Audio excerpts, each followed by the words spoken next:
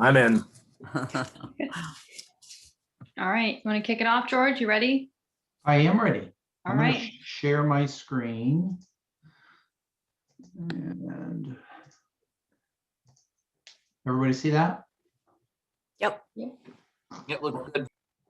Okay, so last month we met and I presented some research that was primarily done by Mike Morse, a former DEP shoreline zoning guy. And I took his research and basically put it into a report for the planning board and had presented that to them back in August of last year. And with all of the drafting work related to home-based businesses and other issues the planning board was dealing with, they never really got back to that. And now the town meeting's coming up in April. And so I just continued to do some research that I thought it might be good, and Juliet agreed to bring that to your attention just to get your input. So as I said, last month, I gave you the results of that first phase of the research, which is to look at the shoreline zoning and getting Durham into compliance with the mandatory Shoreline Zoning Act. So this time, what I'd like to do is kind of take you through a bigger view of resource protection, because Durham has everything in green shown on that map is resource protection. So what I'd like to do is just walk you through 4 questions. First is, how does this resource protection compare with the state laws and requirements for resource protection? And then secondly, how did Durham's resource protection zoning as it exists right now come into place? What is the basis for it? And then thirdly, the town has in 2018 adopted a new comprehensive plan. And so the question is, what does a comprehensive plan recommend? Because that's what the town should be following. And then finally, assuming it were to continue to implement the recommendations of the 2018 comprehensive plan relating to these issues, what would a refinement look like?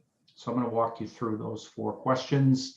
And as we did last time, I just invite, rather than getting to the end, if there's any part of this, and I'll probably pause after each section and just see if you have questions or comments.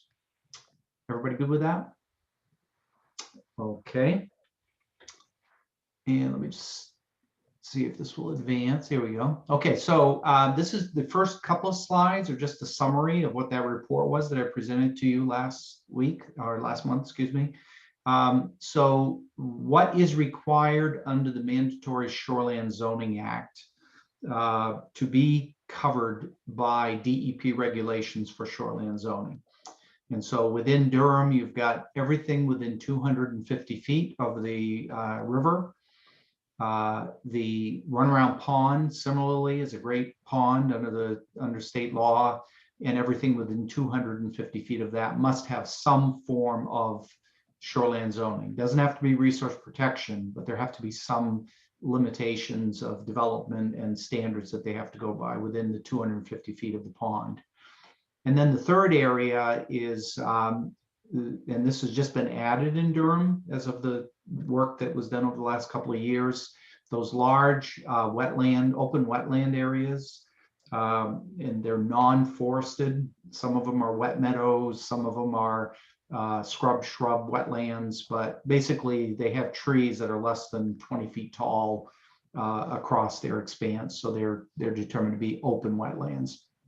And it's interesting, in the same way that the river itself is not regulated by shoreline zoning, and the pond, runaround pond itself, the water body, is not regulated by shoreline zoning, the wetlands within those systems are a water body not regulated by the town.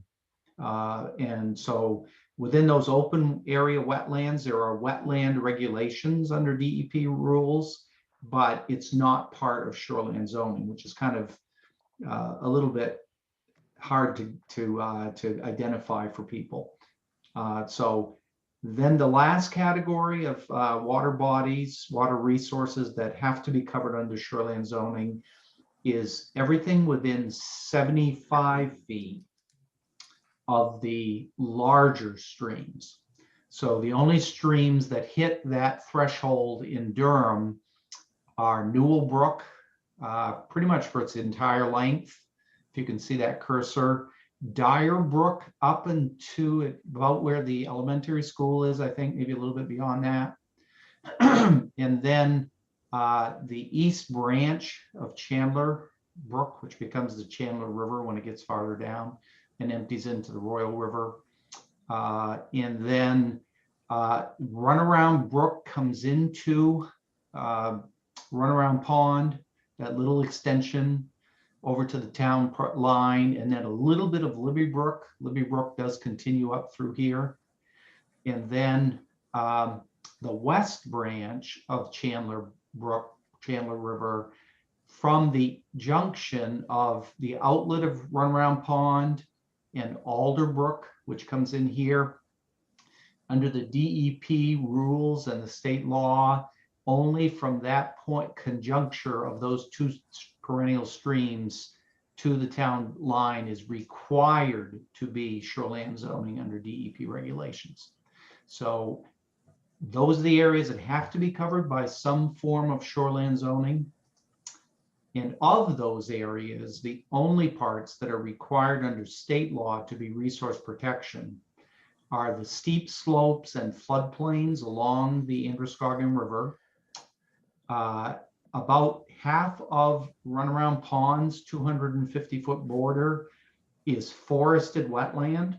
And if it's forested wetland of 2 or more acres within 250 feet of the pond, under state law, that has to be resource protection. And similarly, if you have forested wetlands along the 250-foot border of these large open wetlands, that also has to be resource protection. So that is pretty much what is required by the state. And so the answer to how does Durham's resource protection compare? Real quick, George, sorry. Yeah, I sure. put my hand up, but I don't know if you could see it. Can we go back to the last slide? Because I just want to make sure, sometimes I need to vocalize things just to make sure I'm fully comprehending them. I figure what better time is than when we have you here. Absolutely. Yeah, go ahead. So the dark orange is just before you turn the, and I see colors weird, so I think that's red, but yeah, perfect. So the dark orange, this is just saying that mandatory shoreline zoning from the state of Maine is around the Androscoggin River, and then obviously around Runaround Pond because it's considered like a great pond. And then these named rivers, I think they're categorized as blue line on a topo map or something like that. Makes them, so whatever.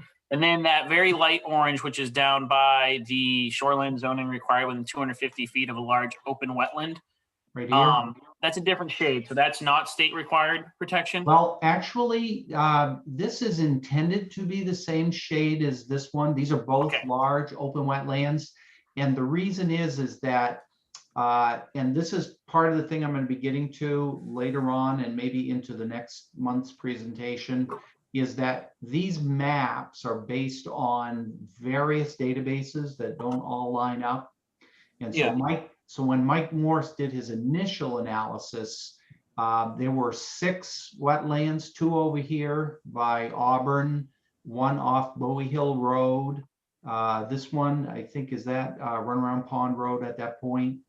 And then this one off, is that Quaker Meeting Road?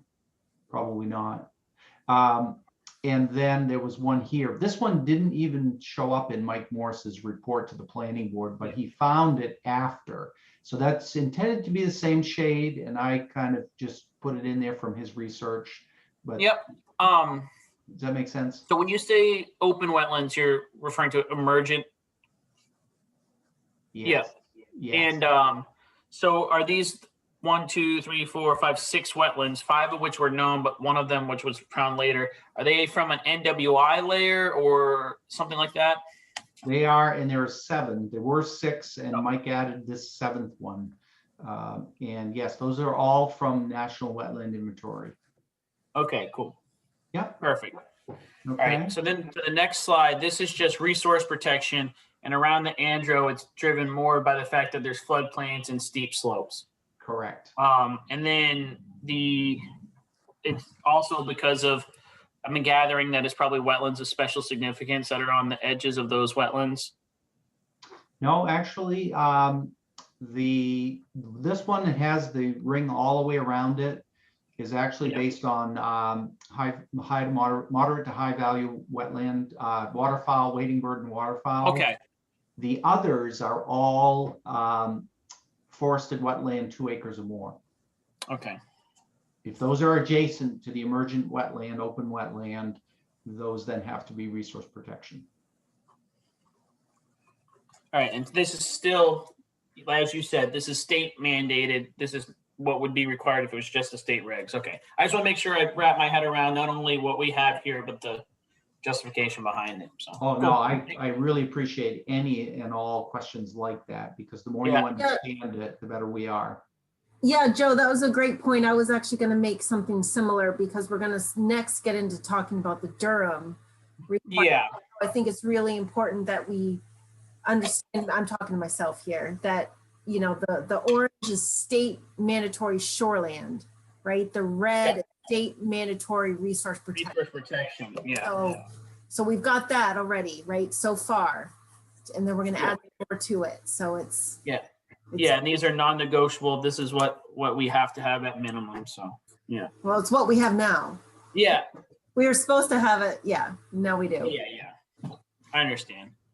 Cool. Yeah, and this basis for doing it is just a critical thing, because as you go forward and present this to the public, you really need to know what the basis for it is. And unfortunately, when I first came to work with the town back in 2018, nobody really knew why the regulations were the way they are. If you don't have good science to back up all of your land use restrictions, that creates some real bad political problems and undermines your attempts to do the protection of your resources. So Yeah, and actually that's a good point too, George, is that this isn't just something that we found on NWI, Joe. It is on NWI, but we had Mike Morse from the state look at this, and he used his science, you know, data to back this up. So that's a really good point. This isn't just a layer that's out there, right? That, you know, we saw. It's there's science behind it. So, I remember him going to chat, but I was just curious if when he was doing his analysis, what his base map data was from. And it sounds like he used NWI and some other resources as well. Yeah, and as we go forward, if we continue with this process, and I'm going to try to get a go-ahead from you each time we do this, we're going to get into the details of that National Wetlands Inventory, because there are some questions about how Durham might go forward based on, so we'll be looking at those maps in detail. Okay, but I don't want to overload your circuits because this stuff is really complicated and it gets very difficult. So I want to take it a step at a time. And, you know, I'm the penultimate planner, start at the proverbial 30,000 foot level and then get down to the ground level sequentially. But if you don't have the big picture, it makes it a lot harder. And this is where we can insert an insufferable pun about not wanting to get too far into the weeds. Right? Come on. All right. Come on. Weeds, I don't care. Weeds, I don't care about. It's Pete that I'm really concerned about. Okay, so Durham's the only resource protection required in Durham, according to state law, is that red on that map. Everything else is beyond any state requirements. Okay, so then the question becomes, you know, so what? Does the town really care about that? And so the end of the report to the planning board from back in August that I did provide you with a copy of presented 3 options for responding to the situation. That's what we're going to talk about tonight. The first option was simply to keep the current resource protections and only make the adjustments necessary to bring the town into compliance with the Mandatory Shoreland Zoning Act. Over the last year, that has actually been accomplished. The planning board presented amendments back in November of last year that pretty much overhaul the whole land use ordinance parts dealing with shoreline zoning. Mike Morse also helped us review that, all the language and the regulations and standards. And so the DEP, as of December, actually signed an order from the commissioner approving Durham's shoreline zoning as being in compliance with the Mandatory Shoreline Zoning Act. So at this point, legally, the town doesn't have to do anything. There is a vote on the town meeting ballot to do one final adjustment to some of the language. Like 98% of it was fine with the DEP, but there were one little part that was missing something. And so they passed a provisional order. Once we get the report back from them that we needed to make a change, we put that into the draft amendments that are on the ballot for the April town meeting. So as of that meeting, you'll be 100% in compliance with state law as far as shoreline zoning is concerned. So the first option has really already been accomplished. Tasha gave Madison a gift. Yeah, and she said to come by the end of the road to our mailbox, and she gave us these. Yeah. Very nice, guys. Hey, I'm still in a meeting. I'll come and check it out later. Okay. Okay, I'll continue. Second option is to pretty much take the shoreline zoning and make that the basis for resource protection and only have the state required resource protection. That would be a second option, is to not just rework what you've got now to meet the minimum state requirements, but it would be to bring the level of protection down to that minimum. That would be the second option. So pretty much get away from the current resource protection zoning and go back to the just having the minimum state DEP required resource protection.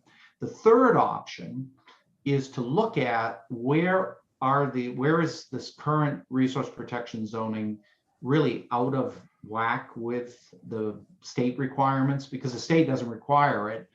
And theirs usually are based on sound research and data. So the third is calibration of the resource protection, not keeping it way up at the most restrictive level that it is now, not taking it all the way down to the state minimum, but calibrating it according to the best available natural resources inventory. So this presentation and the research that I'm providing to you is aligned toward that third track. And so that's kind of what I'm focusing on. I want to try to provide you with that data to give you a sense and hopefully get some direction from you for moving forward along the lines of the third one. But again, legally, the town is good at this point in terms of, if there's any land use disputes, litigation, and you ever had to go to court to enforce what you've got, you're on solid legal ground. And George, sorry, Joe, real quick. What we've got, and I'm just going to show it. Everyone's, we've got those areas that are state mandated, right? And then we've got the Durham, right?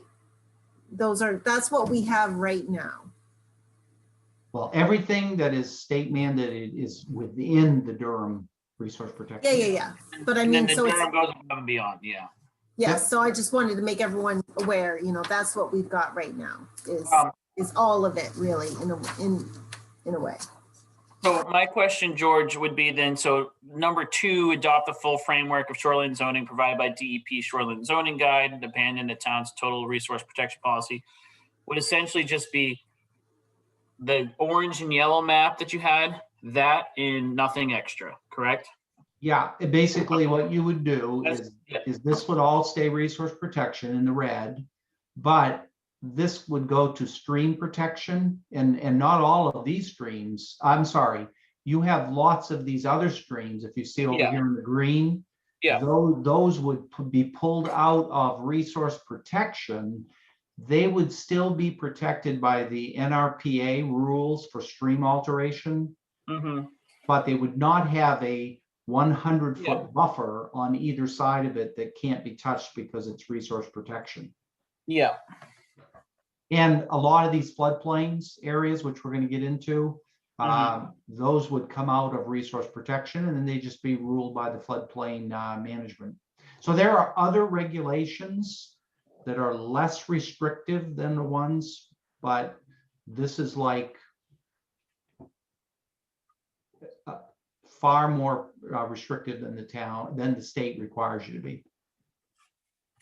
Cool. Roberta, you're still muted. I thought I unmuted myself. The question is, did you say that in your presentation tonight, you were planning to go over something about how Durham's more restrictive regulations came into being, what the thought process was? Yes, Did I understand that I right? did finally find documentation after a lot of Good. digging. Okay, Yep, and that's actually, I think, the next part of this. okay. Is Yeah, everybody thank you, ready? Ben. I just wanted to wrap my head around each option before we move forward. So Yep, again, the three options are just do what you need to do to get into compliance. That's already done. Second is to roll back the regulations to the minimum state requirements. And the third is to calibrate your system. And that's the track that I'm going to follow in presenting this to you tonight. Okay. So next question is, how did Durham's restrictive RP zoning get to where it is today? And it actually goes back to the 2002 comprehensive plan update. And I don't know how many of you have been around that long or longer, but at that time, all southern Maine was really being inundated by lots and lots of development. Many towns were doing, as a matter of fact, Durham followed suit with most of the other towns in putting on growth caps, only allowing a certain number of houses to be built each year. And that was in the 2002 plan that actually went forward into the regulations. So at that time, there was a lot of concern for the impacts of development on towns like Durham. Androscoggin County, or Androscoggin County Council of Governments actually did a plan at that time for Durham, and the recommendations in that plan are the basis for the current zoning and regulations and the map. So in that 2002 version of the comprehensive plan, which was just updated in 2018, they provided the principles and criteria for establishing what parts of Durham would be put into resource protection zoning. And the first is floodplains. There's no requirement under state law that floodplains be in resource protection, which pretty much limits any development.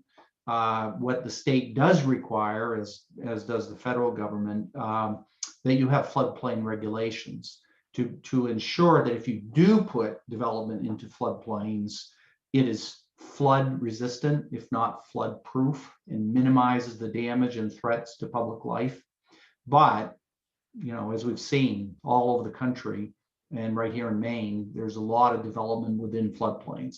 But Durham's recommendation in 2002 in the comprehensive plan was to say, look, there doesn't need to be development there's not a lot of development there now in the floodplain along, say, the Androscoggin River, and the town does not want to encourage that as the place to have future development go. So floodplains, not just along the river, but the brooks as well as Runaround Pond, all have floodplain, and it says make that resource protection. The second criterion was large wetlands, and they use the number that has been used by the state for recent history, which is anything 10 acres or more. And the difference between what the state regulates and what Durham's comprehensive plan recommended was, you'll notice it says many of these wetlands are forested wetlands and are not subject to mandatory shoreline zoning. Durham in 2002 said, look, whether it's open wetland or forested wetland, it's not a suitable place to have development, and therefore we're going to make it resource protection. But I will point out the wetland itself, which is a little bit different than the way the state does. So outside of the wetland, under the 2002 comprehensive plan, there was no shoreland zoning applied to those large forested wetlands.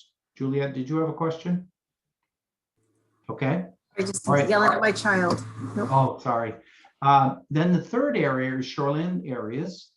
And it talked about basically putting everything required to be mandatory shoreline zoning put into the resource protection, as opposed to allowing limited residential development or some other form of development within those areas subject to shoreline zoning standards.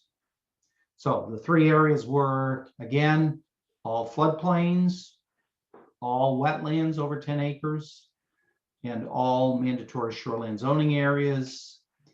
And so this was the map that is in the 2002 comprehensive plan showing 100-year floodplains. So you see along the river, you see extensive areas around Runaround Pond, Meadowbrook, this whole area here drains both, half of it drains to Meadowbrook, the other half to Newellbrook.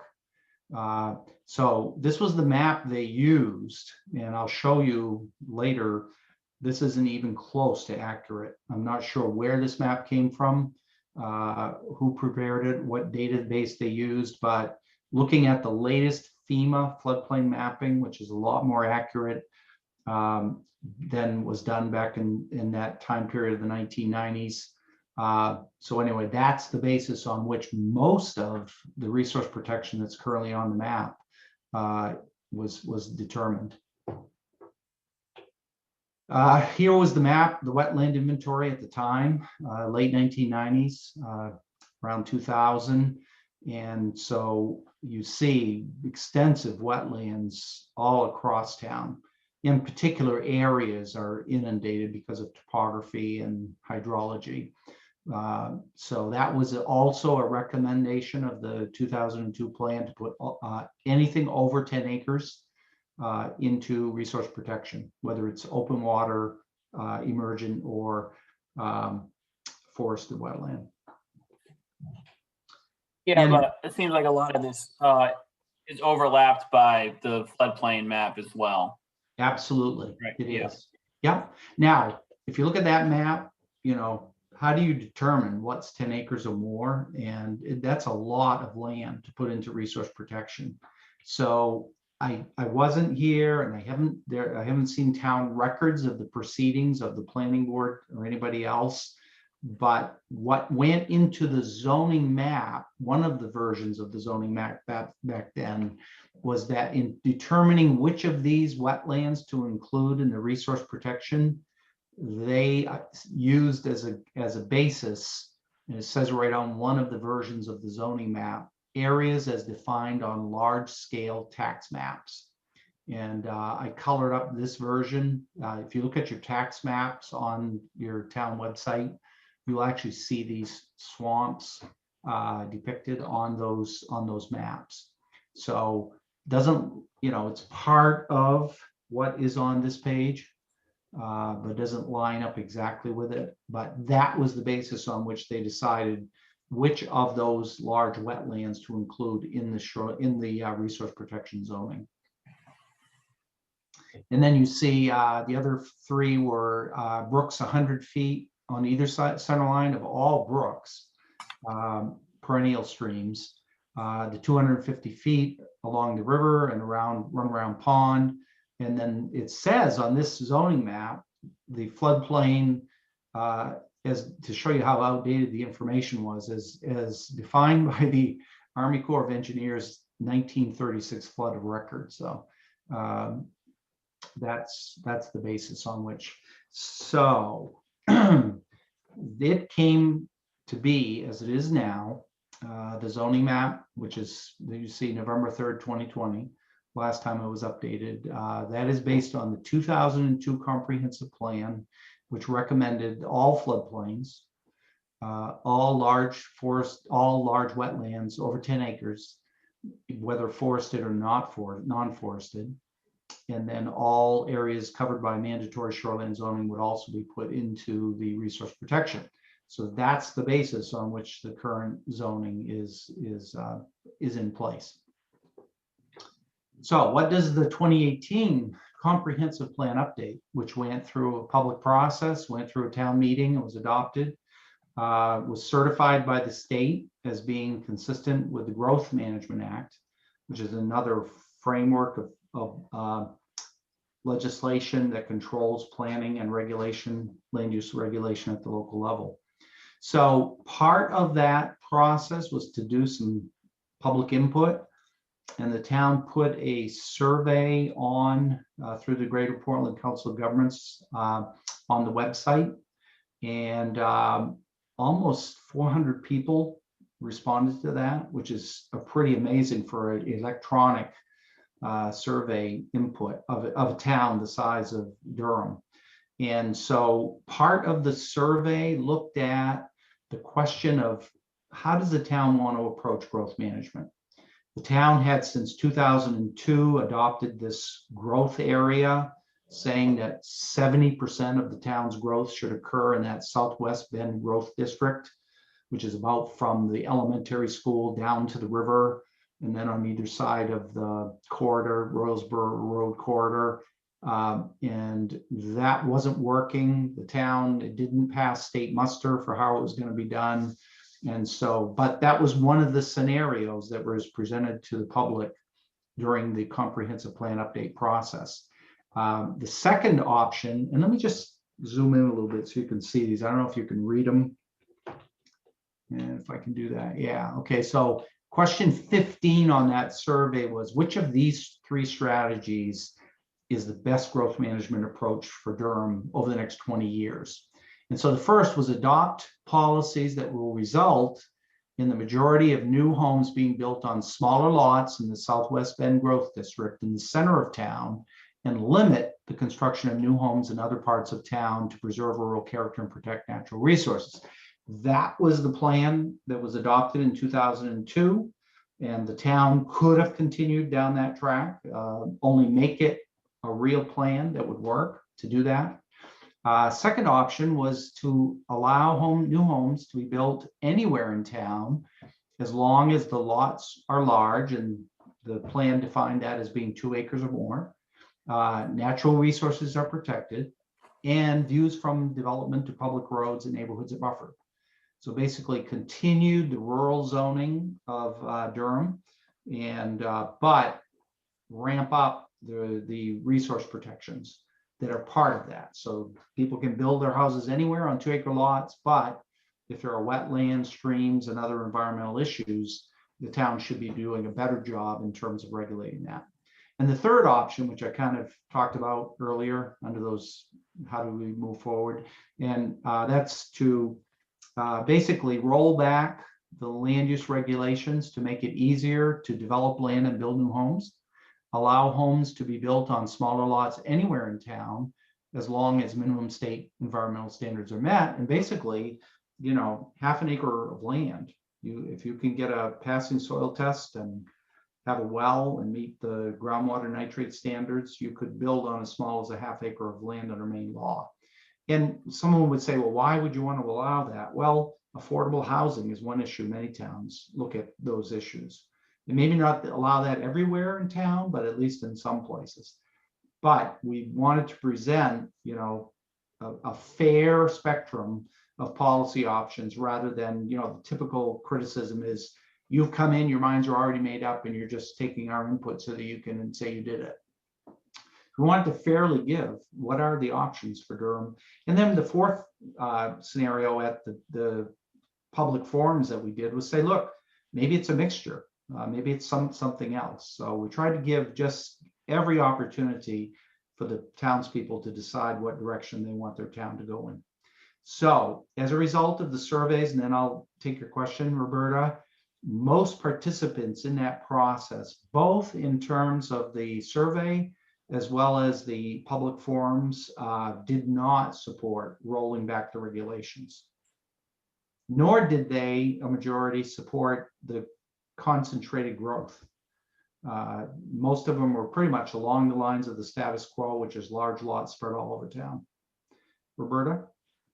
I was just going to say, one thing that bothers me now that I'm looking at the survey is nowhere does it address how the areas are connected in terms of ecological value or, like wildlife corridors, or, it says to protect natural resources, but, if you're planning a lot on 2 acres and, Durham allows that, I mean, isn't there something about if there's a deer yard? Well, I think there always was, if there's a deer yard nearby, or, I mean, you could be building a lot right where they come through, and that type of thing isn't being taken into account, it seems. Currently, that's correct. However, the 2018 Durham Comprehensive Plan includes the beginning with habitat inventories, which includes large undeveloped blocks of land. It includes wildlife corridors. So there's nothing to prevent the Conservation Commission or other constituencies within the community to push forward and advocate for those types of environmental protections. However, in the process that occurred up until 2-year process from 2016 to 2018, there was not a lot of public input in that direction. So that's kind of where it came out was, and recognizing, in a small town, it's very difficult to do environmental protections. The fact that there is so much resource protection shocked me when I started working with the town, because it is amazing for a very relatively conservative and rural town the size of Durham to have that much resource protection. One thing I think is if you don't mind me interjecting real quick, is an interesting thing is that, often when you have scenarios where you have 3 or 4 choices, you're looking at what gets a plurality, not necessarily a majority. And the takeaway here for me is that scenario B won an outright majority of people's, choices. And you said sounds like it was about 10% of the town's population that responded to this. Oh, yeah. Yeah. I just find that interesting. And it seems like, there's a desire to keep lots large. The way I read this is, there's also the desire to preserve, they say the rural character and natural resources, which, in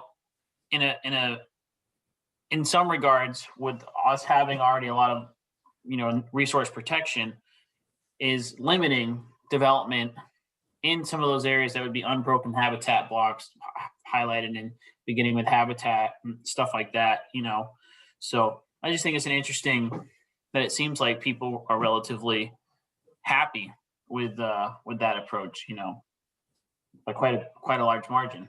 Yeah, we never really defined, when people say rural character, Yeah, it's never really been defined what is rural character. I mean, they want to have places to, have agriculture. They want to have areas to hunt. They have traditional places where they've gone swimming on the river. They, would rather not have a house there, but nobody really, I don't think, talked about the details of what, what do you feel rural character is? It's very hard to get your arms around that, and it varies across the state. If you look at the 2 Maines, in the other Maine, where I originally came from, rural is logging and farming. In southern Maine, And I used to work with a conservationist landscape architect named Gary Fogg, who did a lot of work for Thompson's Conservation Commission. And he came up with the best depiction of rural character that I've heard. And basically what he said was rural character from the standpoint of a suburbanite is when you're driving along the road and the landscape dominates your visual senses. Yeah. And compare that with driving through a suburb. In rural, the landscape is the dominant visual character and the buildings are secondary to the landscape. In a suburban setting, urban, suburban, it's the buildings that are the dominant view and the landscape is secondary. I just thought that was very helpful. And I think for most people in Southern Maine, it's that definition of rural that is really what's driving them, not I want to see farms with their tractors and their manure being spread on the fields, or I want the log of the chainsaws going at, 7 o'clock in the morning. That depiction of rural in this part of Maine, I just don't think that's what people care about. Right. And even choice B, it stood out to me where it said views from development to public roads and neighbors are buffered. In other words, if you just have it, they're just seeing them as just like tree. Yeah. Okay, we're all set. They're not seeing it as habitat. Yeah, but if you think about, like, I remember during the discussion, they had, there's a development, I think just across the town line, might have been in Pownell, where they had agricultural fields and they put the houses all through the field. That is what people are saying. I don't want to see that happen. That's destroying the rural character. Wildlife habitat, unbroken habitat blocks, that's not what they're thinking. Yeah, we used to talk more about open space. Yeah. Also, I think was part of the definition of rural character, though. They would call it open space. Yeah, but again, just remember, comprehensive planning is an ongoing process. And this isn't locked in at this point. Typically you update it every 5 years and redo it every 10 years. So, part of the mission of the Conservation Commission can be to look at the environmental aspects and try to bring that into the process to offset some of the other concerns of town people. Yep. And strike a balance, which is what I've always in my career tried to help towns achieve. Okay, so let me keep going. And just see if I can advance that. Let me do it this way. Okay. It seems to be locked for some reason. Okay, so what I'm going to do is switch to a different view and then come back in and try that again. Let's see if I can advance now. There we go. Okay, so let's see. We were through the 2002, which was the basis for the current zoning. And now we're into what does the 2018 comprehensive plan recommend? And so out of that public participation process, the planning board drafted and presented at town meeting a series of natural resource, water resource, and natural resource strategies. And the three that relate most directly to this issue of the resource protection zoning include strategy 2.4 under water resources, which is to make the land use ordinance and zoning map consistent with Maine DEP guidelines for municipal shoreland zoning. Again, that has been accomplished. Then 2.1 under natural resources was to revise the zoning map to reflect the most recent FEMA floodplain, should be plain, not plan mapping, and apply the resource protection zoning. So keep resource protection on the floodplains, but make sure the map that it serves as the basis is accurate. And then I mentioned, Roberta, bringing in the beginning with habitat maps. And those do look at those issues of the habitat blocks, rare plant species, those sorts of things. And even the state presents to towns as a model, looking at the places that have the conglomeration, accumulation of those natural resources as the place you really want to focus your attention on, whether it's land acquisition programs, or regulatory limitations on development in those areas. And then finally, in recommendation 4.2, strategy 4.2, ensure that the land use ordinances are consistent with applicable state law regarding critical natural resources, including deer yards, waterfowl nesting areas, wetlands, and endangered plants and animals. So the plan over here in the red calls for refining Durham's regulations to better reflect data on natural resources. And the plan itself includes a lot of that data. So you see, this is the most recent FEMA floodplain mapping.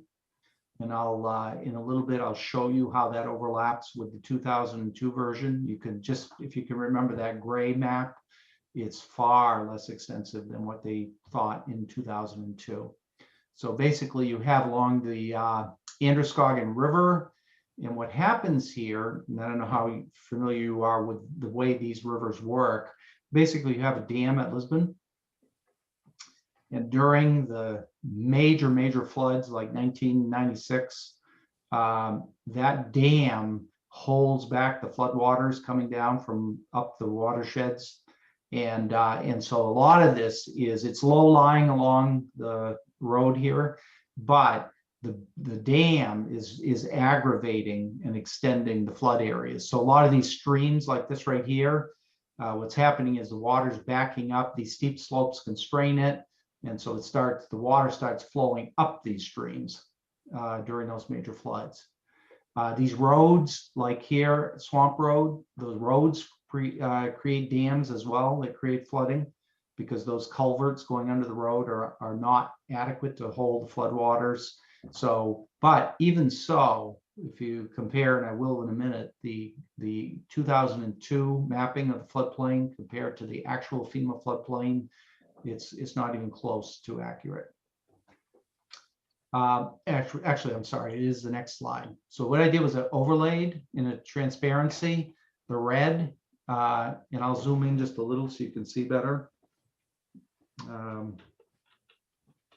So the red is the FEMA mapping, and the gray is the 2002 floodplain map that Androscoggin County used. And it's far less extensive based on the actual most recent data for floodplains.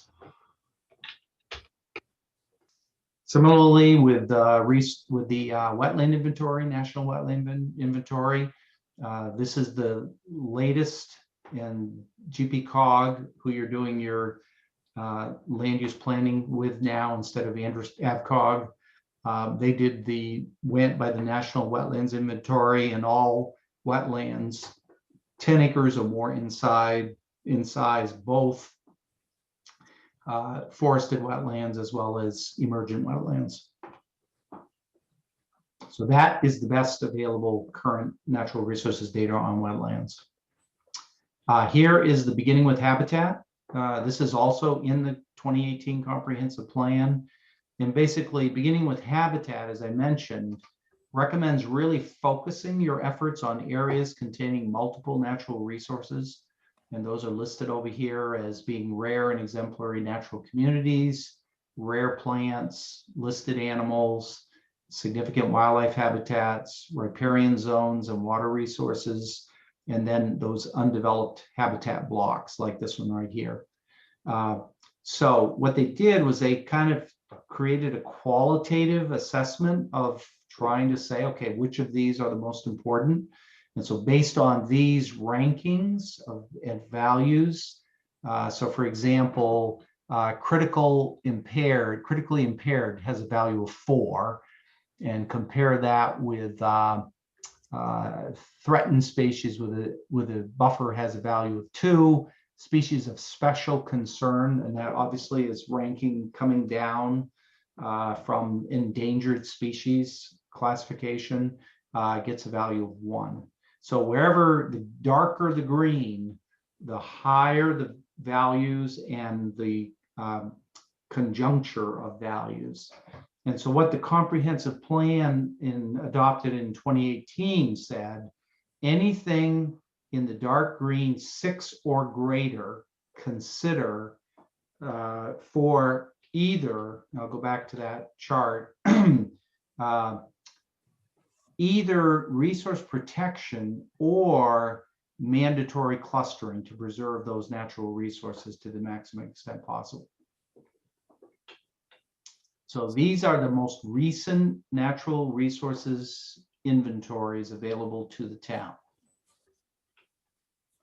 And just as an idea for moving forward, recognizing whenever you're talking about increasing environmental protections, especially for a town which has as much as it does already in Durham, one possible strategy for moving forward is to say, look, if something is currently in resource protection because of these convergence of values, if you're going to recalibrate and consider taking anything out of resource protection, those areas are not where you would do it.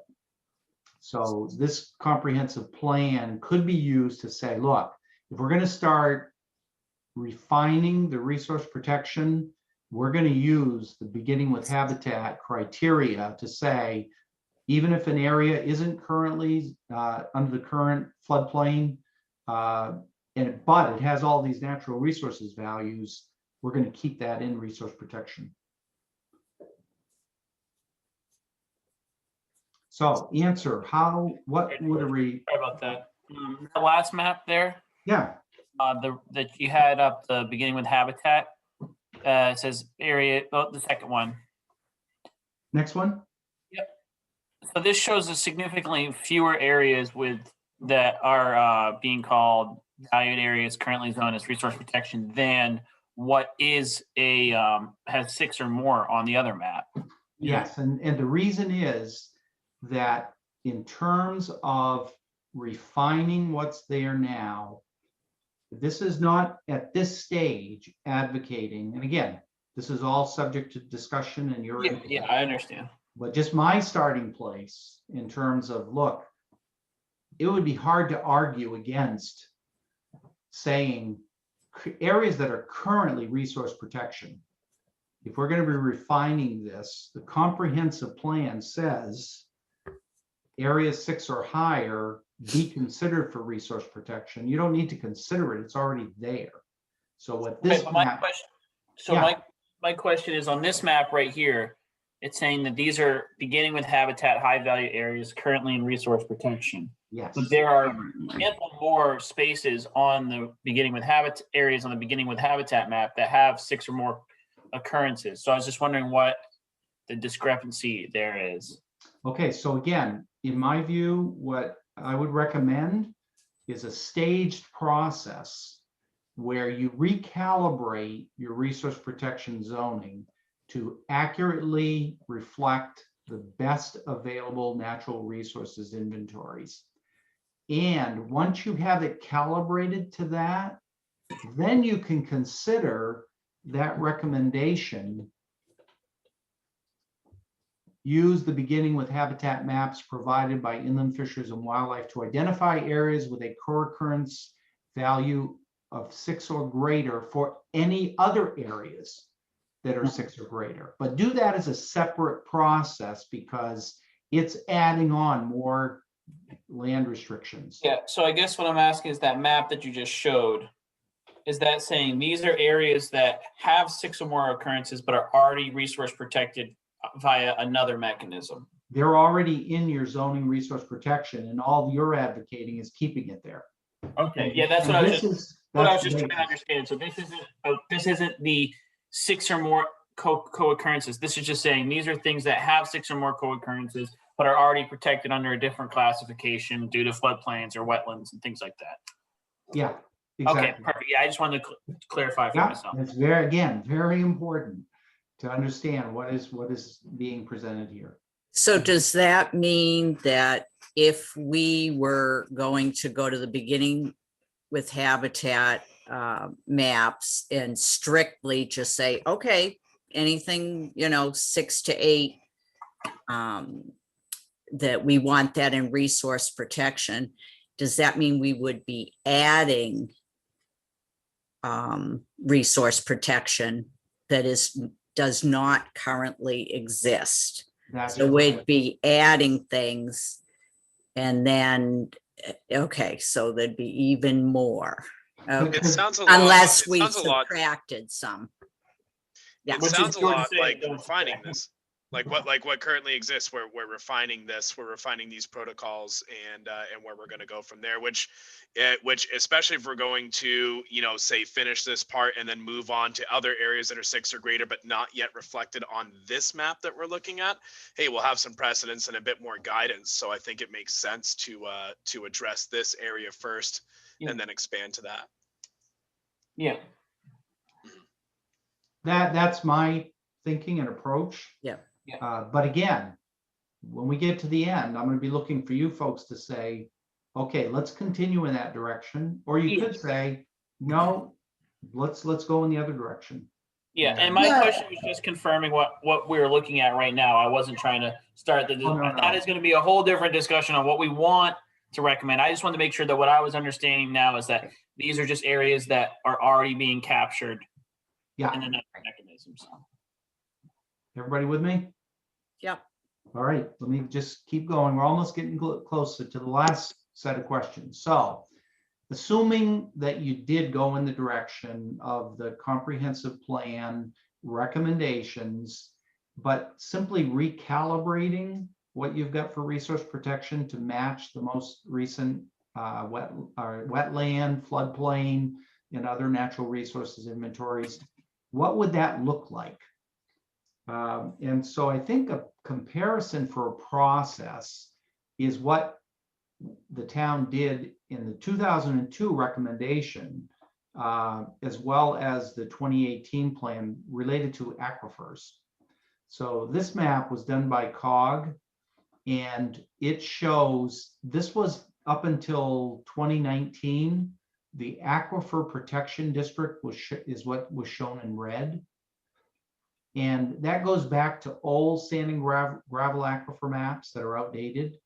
And in 2011, the state did the geological survey and showed that the actual, with more detailed analysis, these blue areas are the actual low yield sand and gravel aquifers, and the dark blue is where you get a certain flow rate out of wells or high value, high yield.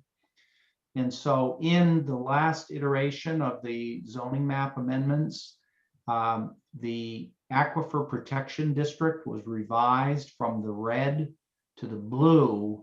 And so what you see on the zoning map now, these blue areas, see that red used to come all the way out into this area. And the problem with that is that you've got land that's outside of the aquifers that's being regulated, and you got land that's actually in the aquifers that's not being regulated according to the aquifer protection standards. So it's very important on all of this to try to use the best available data. And so that would be what I would sell this as, is what we're doing is the same thing we did with the aquifers. The maps weren't accurate, and we're calibrating the maps to match the natural resource inventories. And so what that would look like, and here are the criteria that I've come up with to maybe guide that process. And this is really where the rubber hits the road in my presentation and discussion with you. First, keep 100-year floodplains, rivers, runaround pond, and streams, but just limit the floodplain itself, not an old map version. Secondly, all areas subject to mandatory shoreline zoning. That was recommended in the 2002 plan. And although the current plan doesn't specifically advocate that, it's nothing in there that says to change it. So what's on there that's shoreline zoning would all be resource protection. Going back to the gold maps, remember?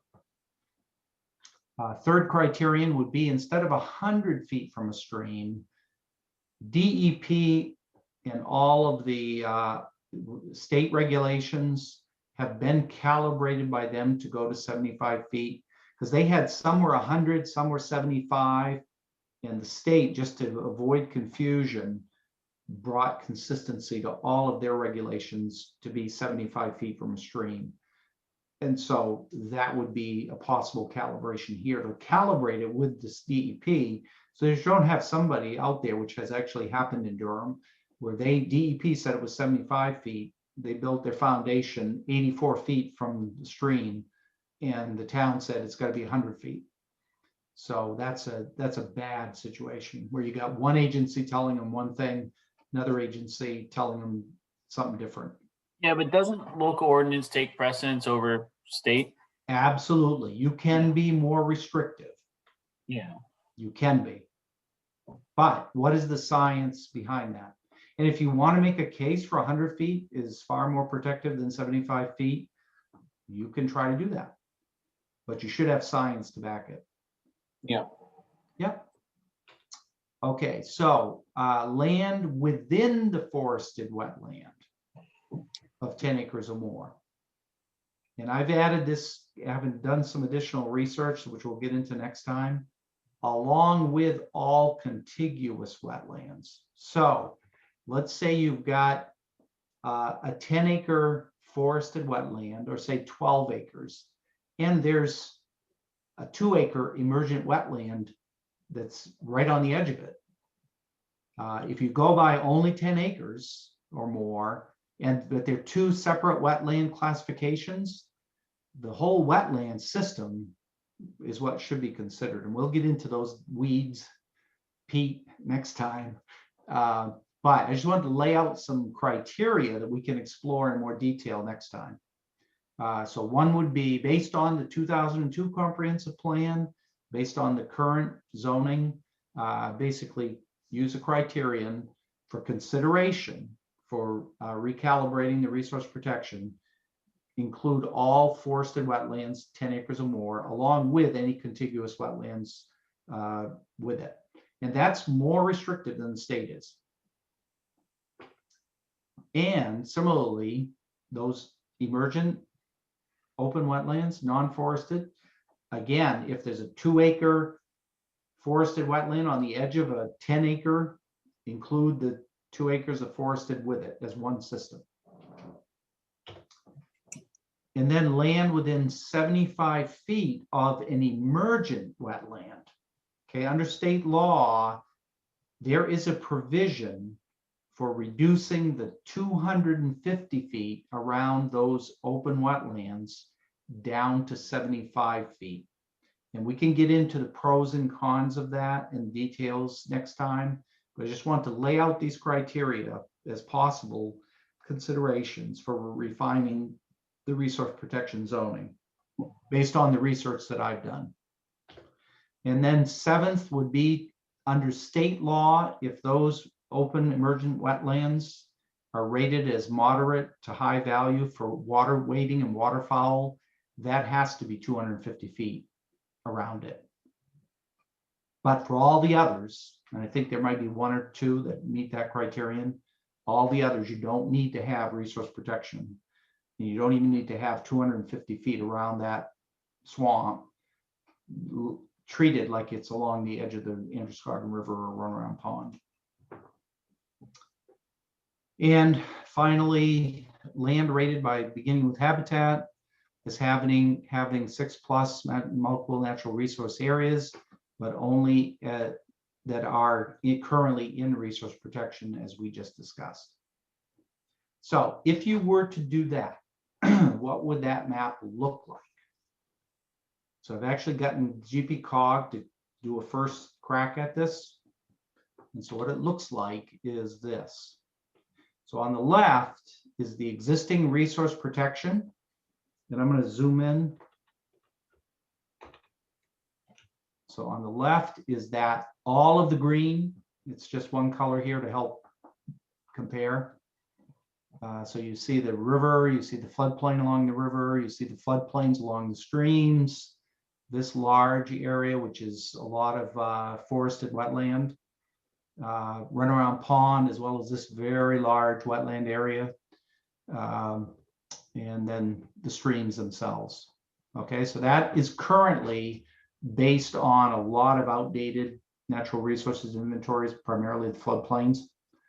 And so what this calibration would look like is to really get more accurate boundaries of this stuff based on the most recent floodplain data. So you can see along these streams, it shrinks down from probably about 300 feet on either side of the stream down to the 75. Now, if there is floodplain along the stream, it would extend out with that to the edge of that floodplain. So some of these areas are going to be wider than the 75 feet on either side, but only where the floodplain extends beyond them.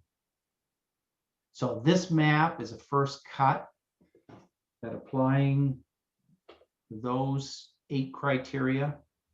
And if you're supportive of moving in this direction, then next time what I'd like to do is zoom in on this map. Oops, sorry. Zoom in on this map and start looking at some of these. And I'll give you a little kind of a preview. This wetland right here, can you see where the hand is? That is a 10-acre wetland, but there's a wetland right beside it that's 8 acres and is a part of a continuous system.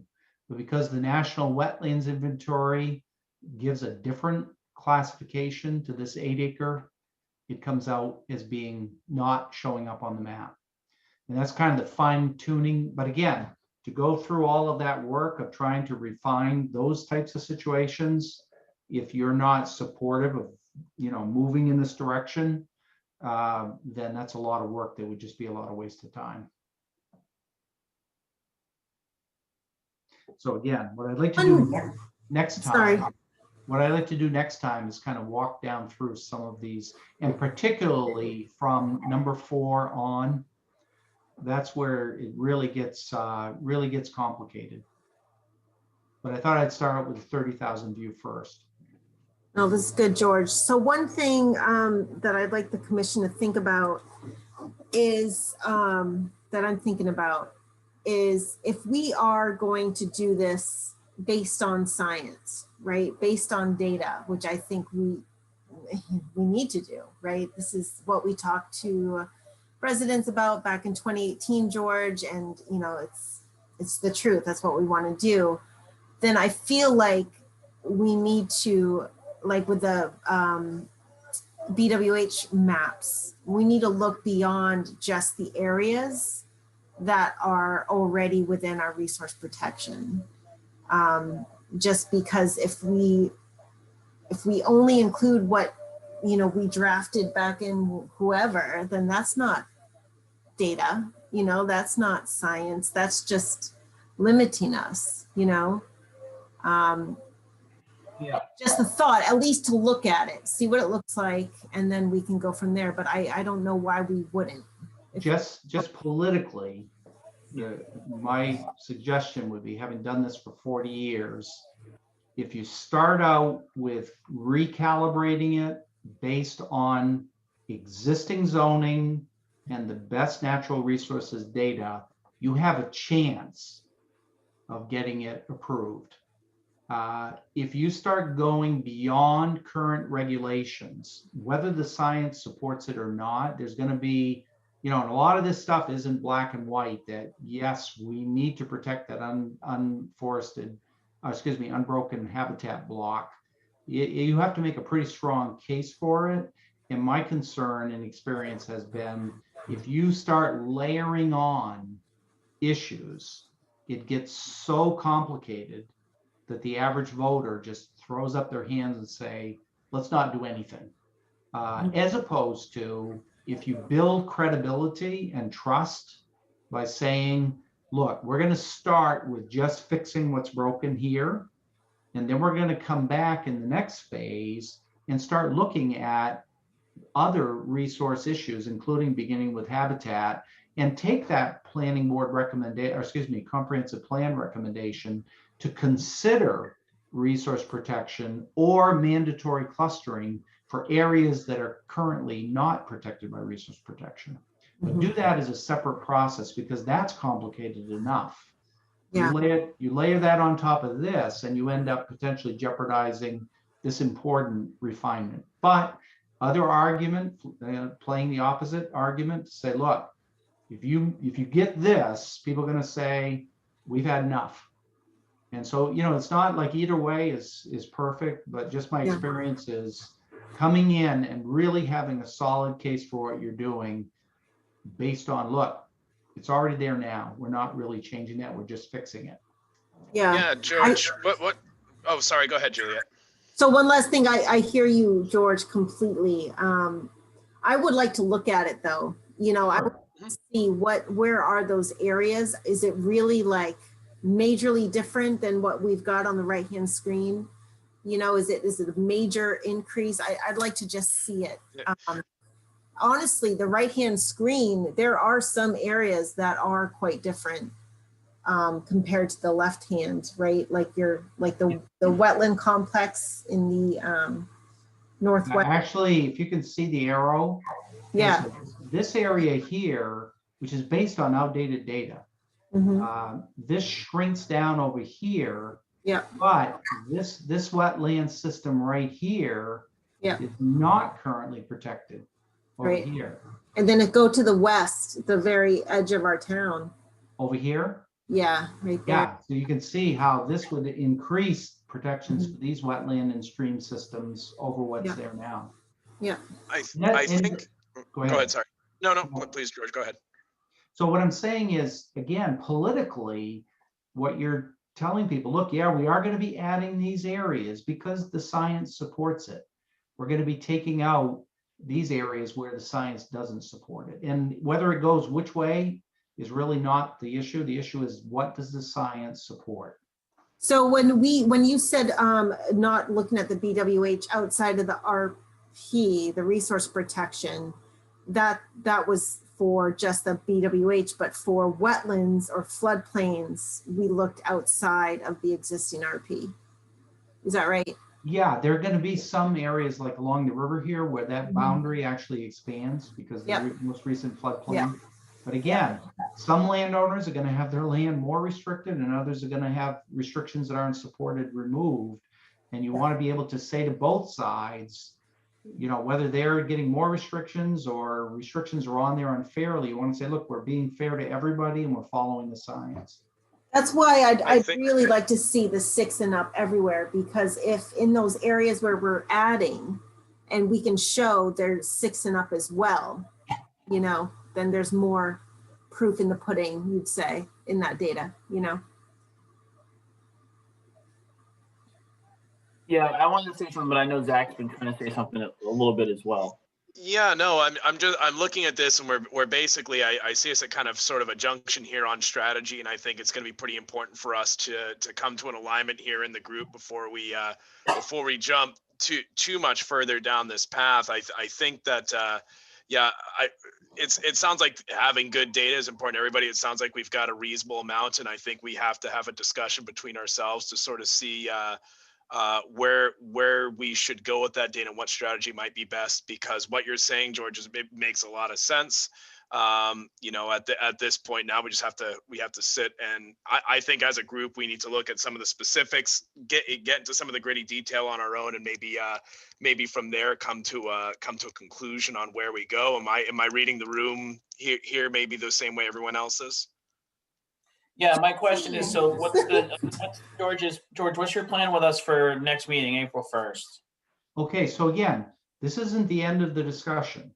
This is the beginning of the discussion. Yeah. And so you can keep those larger policy issues in the background and recognizing you're going to have to make those calls. But for now, what I'm trying to do is give you the information and just explain what's there now, what's in the comprehensive plan, possible directions. You remember with the planning board, I said your 3 options are to just bring yourself into compliance with state law on shoreline zoning. Secondly, to roll back the regulations to the minimum state, or to calibrate. So every step of this process, as I help you, I'll be giving you those options. So I'm suggesting and prepared a strategy that says, let's limit at this point the beginning with habitat to this, but we could certainly, after you have those larger policy discussions and strategy discussions, we could expand this to be everything that's 6+ on the map. but think about the pros and cons of that politically and practically. So again, I'm not trying to lock you into anything or limit any of your options. My main thing here is to give you the information, but present it in a way that you could begin to start thinking about some of these options. Yeah. I Oh, think that's that, you know, the discussion of data-driven decision-making is obviously very important. And, you know, I think that I see both sides of the argument with if you try to take too much, you might get nothing. But I also think that there's just as much, if not a little bit more validity in if you don't go for what you want, you're not going to get another shot at it. Right. And I think that one thing, you know, that we can talk about is, you know, outside of the ecological sense here, the give and take, you know, we want to take more space to utilize with resource protection or whatever, utilizing the most up-to-date, beginning with habitat data, 6+ co-occurrences. At the same time, we're also saying, you know, we're about the data. So that's why we're we're utilizing the new FEMA maps. That's why we're also going to talk about reducing at some of our larger stream buffers of 100 feet down to 75 feet, because we're trying to make data-driven decisions. So it's not like, hey, we're trying to use the data when it's convenient, but then go extra just because we want to when it's not. So I think that there'd be value in looking at the map with essentially what I like the 8. So I kind of had already made a list before the meeting of things that I was just thinking about. And I like these 8 things here. They all really jive with what, you know, the cut of my jib. But at the same time, I think that if we're going to use the data-driven decision-making, we should probably include the 6 co-occurrences, which was the only thing on my list that I, you know, didn't necessarily see in right here. So at least take a look at the map, see, in my opinion, see what it looks like and go from there. You know, especially because we know that the 50% of the town had said, you know, they want to conserve the rural characteristic, protect the resources. And when they say things like we want buffers, you know, those buffers, many of them are captured in the beginning with habitat data. And if you turn the layer of potential crossings and stuff like that, they're lining up well with these places that already have 6 co-occurrences. So I'll stop rambling, but that's just kind of my thought on it, that it might be hard to get something and then go back and ask for more, because it's gonna be like, well, we already gave you that. Why not? Why do we want to give you more? You know? George, is there any way that we could have access to the last 2 or 3 slides? I'll send them all to you. Okay, that'd be great, because just for myself, good. just to look at them, and I know the beginning with habitat stuff is Oh. already in. Yep. So on the beginning with habitat, let me just suggest that Mhm, as far as your analysis goes and your policy decision making, I mhm. think everybody hopefully would agree that from your perspective, keeping the RP on areas that are 6+ is a no-brainer. Mm-hmm. In terms of everybody would be in agreement with that, I'm assuming. Mhm. But the question becomes, do you go beyond that? So what we can do is do this analysis in these 2 parts. So keep this separate, because this everybody's in agreement with, assuming you are. And then we'll see whether you can focus your policy discussion on should we expand it or not. And here's another thought, is that when and if this goes forward to town meeting, you can make a similar decision on whether to couple these in a single amendment or a warrant article, or present them as a package where one can pass and one can fail, or both can pass or both can fail. So that way, and that's what we've done, as Juliet will attest, on a lot of these issues. If you got one part of it that's just taking a lot of political fire, you don't lose the whole ball game over that one issue. And this could be one that you get a lot of political fire on. Not this one. Well, the issue of The going. beginning with habitat, Going Yeah. to everything in Yeah. 6+ or more. right? It could, and we'll look at it. It could affect a lot more than this right here. Oh, yeah. So at least for your discussion purposes, it makes sense to me to talk about it separately. But I do Yeah. want to say, yeah, I agree. And I hear you definitely, like, easy and not easy, compare those two. But the maps that you just showed us side by side, we're looking at beyond BWH data. We're looking at, there's wetlands in there, there's floodplains that are above and beyond the RP. So it's almost like we have to include BWH, the wetlands, the floodplain, all of that's outside the RP in one. Yeah. And then everything in the RP. Yeah, I'd like this. I think I'm agreeing with Juliet. I'd like to see this map on the right with the BWH 6+ co-occurrences on it as well, and see what that looks like, and start from there in terms for our discussions. That'd be a useful overlay. Yeah. Not to pop. What you're saying, George, in that, like, the RP, we can look at the whole thing, right? And then we can look at what's in the RP right now, as far as a policy decision down the road, right? But Yeah. yeah. Does that make sense? We can talk about that next time. So again, next time, what I'd like to do is now that you've imprinted in my brain chemically the need to look at the rest of the beginning with habitat.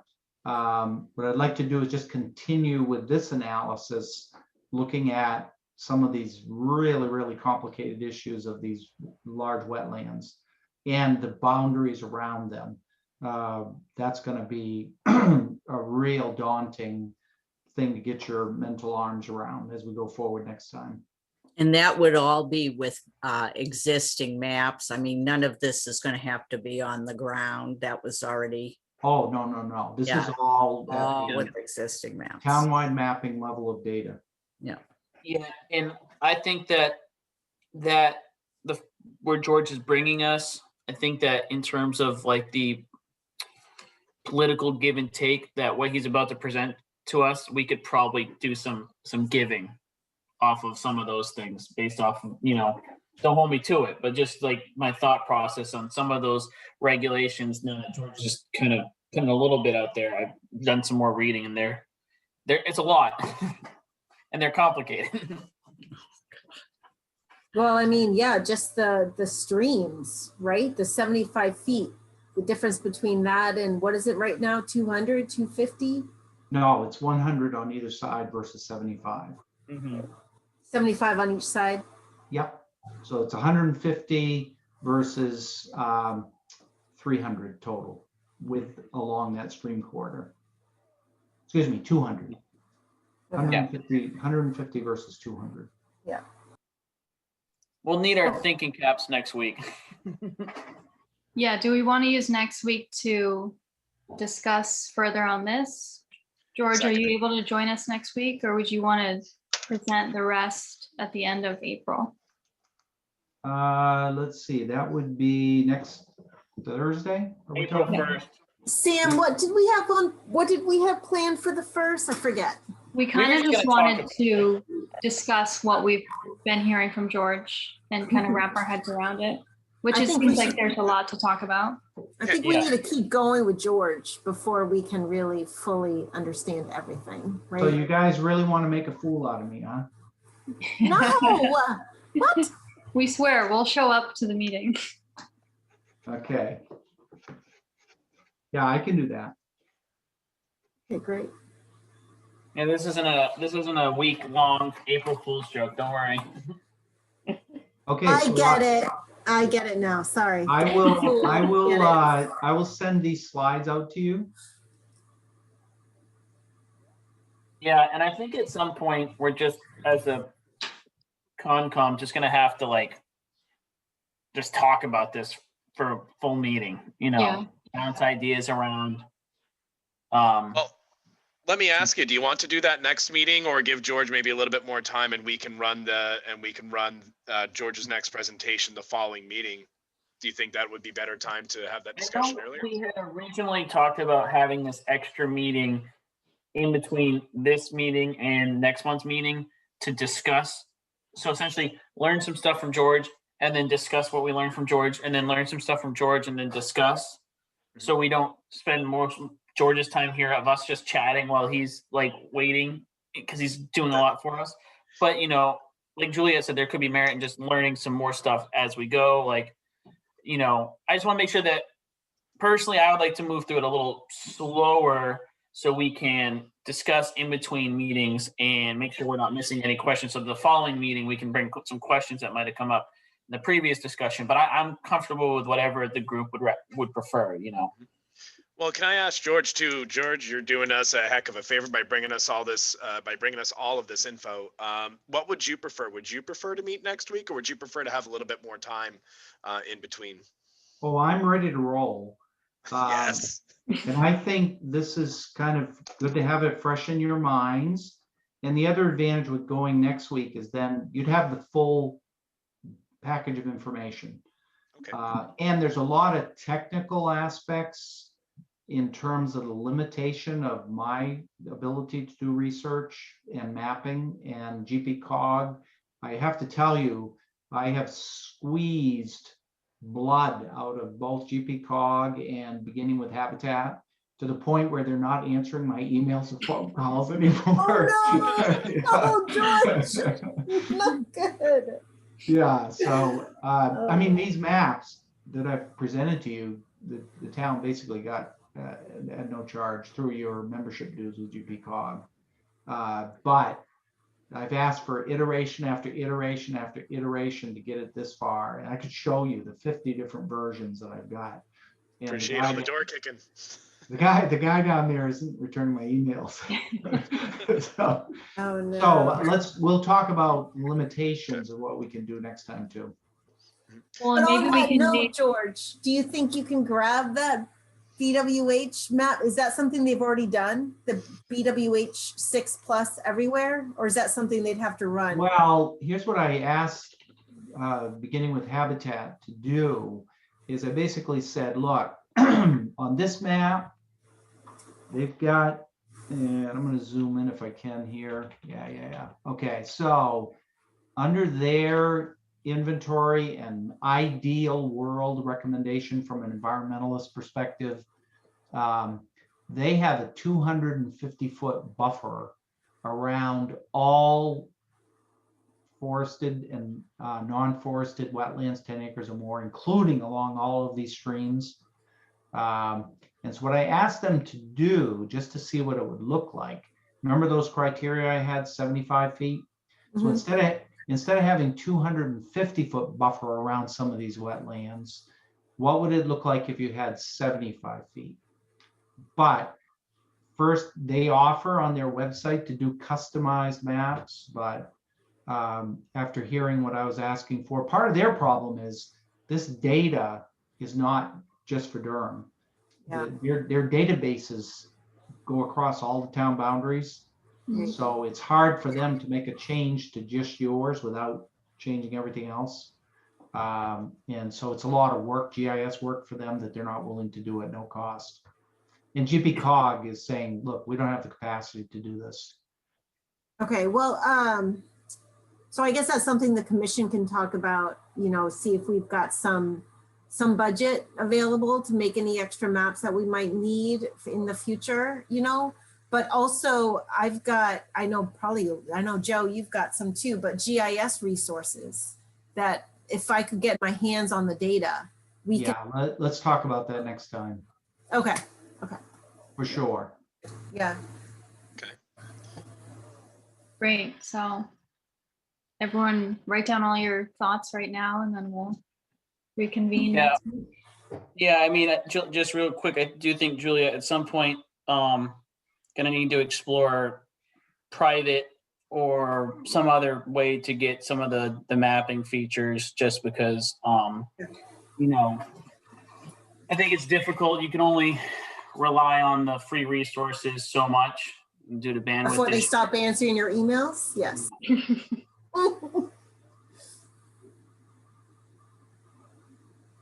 Yeah, sorry, Joe. Yeah. Oh, no, no. It's just, and then when it comes to like beginning with habitat data, there's limitations on what they can provide due to the fact that they're just supposed to be generating maps that have existing data and not like projection type stuff. So, because I work in the beginning with habitat group. So like it's just two of us, or three of us, the mapper, myself,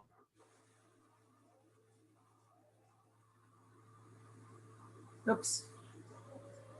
my supervisor. So, we can produce that are like exploratory maps, more or less, which is the issue at the beginning with habitat stuff. So that would have to be explored at another way. So not sure what the best option is for that.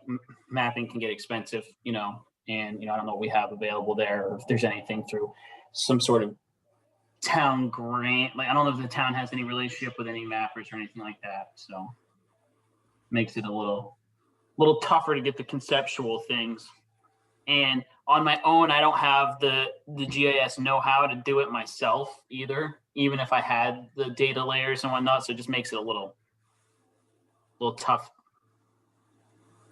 Yeah, let's figure it out. Let's hear further from George and see what we're lacking for resources, for maps, and then we can go from there. Yeah. This is going to sound really stupid, but I'm going to say it anyways. Can't you get the beginning with habitat on a see-through printed, just physically to look at it? Roberta wants to go old school with Old school. overhead projectors. That's not a bad idea. Yeah. That's how the GIS maps were made back in the day. That's what I'm saying. Actually, that's what I did with this one. I Yeah, basically made a transparency, just a using transparency just thing. using a PowerPoint, and Yes. made one of the graphic images transparent and overlaid it. So, but it doesn't come through clearly enough, and especially when you start getting into those shades of green, Yeah. it's a little bit harder. So we'll do the best we can with what we've got. Yeah. Yep. Could be a way to brainstorm ideas, though, something to think about between the next meetings. Yeah. Well, thank you, George, All right. again. Yeah, This is awesome, George. Much That was appreciated. thank you. Yes, thank you. You have to have a certain mind to be able to dig in and really solve the mystery on this kind of stuff. So I'm glad we got you helping out. Yeah, you're bringing us a Yeah. lot of data. Yeah, and Thank part you. of it is, look, it's like I was working out in Montana and I had this hydrologist that was doing these aquifer, recharge, because water rights are a huge thing out there. And he came in with this data and all of these charts and graphs, and a lot of those technicians, scientists, they come in and they don't know how to present it so you can understand it. And so what I try to do, I can at least get a foggy notion of what they're talking about, and I try to present that in a way that everybody can understand. As complicated as it is, it's hard to get it any less complicated than this. The next time you're really going to see that. But Yeah. I think the real challenge of what we do as planners is to be able to take that hard data and translate it into common English that everybody can understand and process. Yeah, I was just gonna say, I think George should be town planner / science translator. Because as a scientist, I can admit we often don't speak the common speak when trying to describe things. So Je peux le faire en français yeah, je parle de français. y puedo le hacer en español también. Right, I know them all. Perfect. All right, so George, same time with us next week then? I'll be there. Awesome. Great. Fantastic. Great. I'll be Thanks, here everybody. too. Okay, good night. All right. Have a good evening. Thanks. Bye. Guys. Good night. Thank you. Night.